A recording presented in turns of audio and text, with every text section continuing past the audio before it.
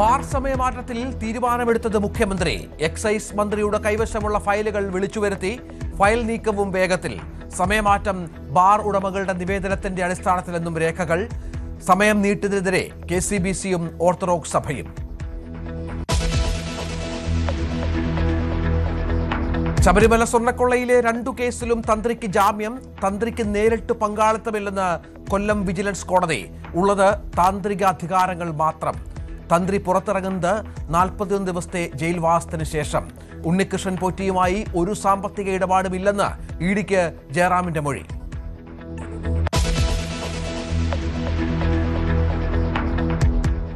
CJ റോയിയുടെ മരണത്തിന്റെ കാരണങ്ങൾ തേടി കേരള പോലീസും 2 SP-മാർ കർണാടക SIT-യിൽ നിന്ന് വിവരങ്ങൾ തേടി.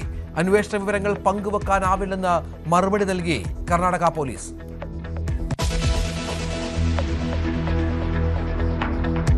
BJPയുടെ ആദ്യഘട്ട സ്ഥാനാർത്ഥി പട്ടിക അടുത്ത ആഴ്ചയോടെ പ്രഖ്യാപിക്കുക. 30 മണ്ഡലങ്ങളിലെ പട്ടിക. ശോഭാ സുരേന്ദ്രൻ കായംകുളത്തോ പാലക്കാടോ മത്സരിക്കും.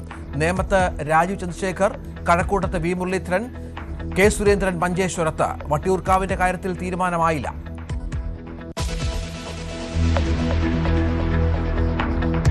മലമ്പുഴയിൽ മത്സര സാധ്യത തള്ളാതെ VA അരുൺകുമാർ. പാർട്ടി തീരുമാനം അനുസരിക്കുമെന്നും അരുൺ. കോൺഗ്രസിനെതിരെ ധീവര സഭ. തദ്ദേശ തെരഞ്ഞെടുപ്പിൽ പരിഗണിച്ചത് BJP എന്നും സംസ്ഥാന ജനറൽ സെക്രട്ടറി.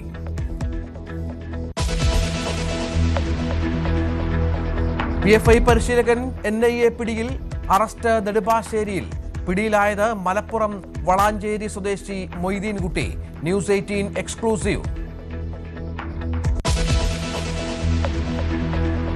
ഹിന്ദു കുടുംബങ്ങളിൽ ചുരുങ്ങിയത് 3 കുട്ടികൾ വേണമെന്ന നിർദ്ദേശവുമായി RSS. ഹിന്ദു ജനസംഖ്യയിലെ കുറവിൽ ആശങ്ക പ്രകടിപ്പിച്ച മോഹൻ ഭാഗവത്. ജനസംഖ്യാ തകർച്ച തടയണമെന്നും ആഹ്വാനം.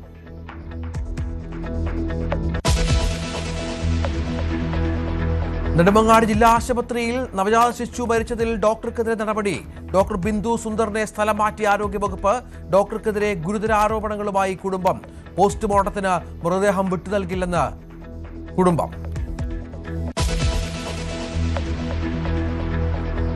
പശ്ചിമേഷ്യയിൽ അനിശ്ചിതത്വം തുടരുന്നു. ആണവ ചർച്ചയ്ക്കിടെ അപ്രതീക്ഷിത മിസൈൽ വർഷവുമായി ഇറാൻ. ഹോർമുസ് കടലിടുക്കിന്റെ ചില ഭാഗങ്ങൾ അടച്ചിട്ടു. ഡൊണാൾഡ് ട്രംപിന്റെ ഭീഷണിക്ക് മറുപടിയെന്ന് ഇറാൻ.